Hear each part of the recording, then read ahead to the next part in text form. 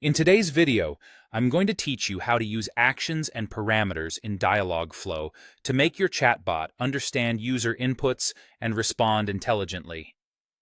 Let's dive right in. First, you'll need to open your agent in the Dialogflow console. Once you're there, navigate to the Intents section. This section allows you to see all the intents you've set up and lets you choose the one you want to modify or work on. Now, proceed by selecting the intent you want to work with.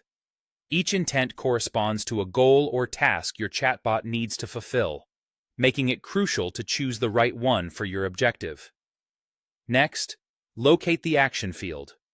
Here, you'll want to enter a name that encapsulates the purpose of this intent. For example, if your intent involves booking a room, you might call it Book Room. This step is pivotal because it helps identify the functions and actions linked with each user interaction. Let's move on to setting up parameters. In the parameters section, you'll define a parameter name. Suppose you want your bot to recognize dates. Here, your parameter name could simply be date. Next, select an entity type that aligns with your data. In this case, a date entity would be appropriate. For visual consistency within your bot's responses, you'll set a value placeholder, such as date. This placeholder will later allow your chatbot to dynamically insert user-specific information into its responses.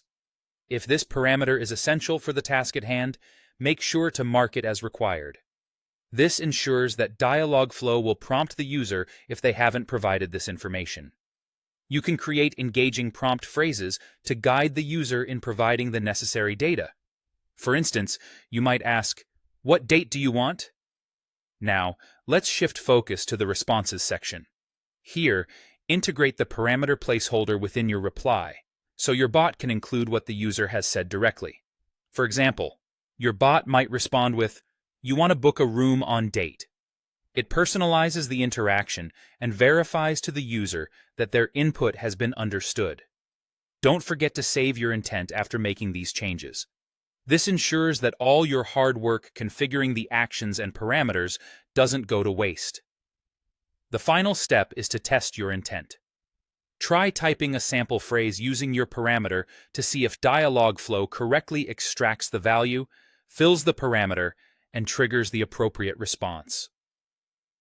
This testing phase is essential to confirm that everything is working seamlessly as intended. And there you have it.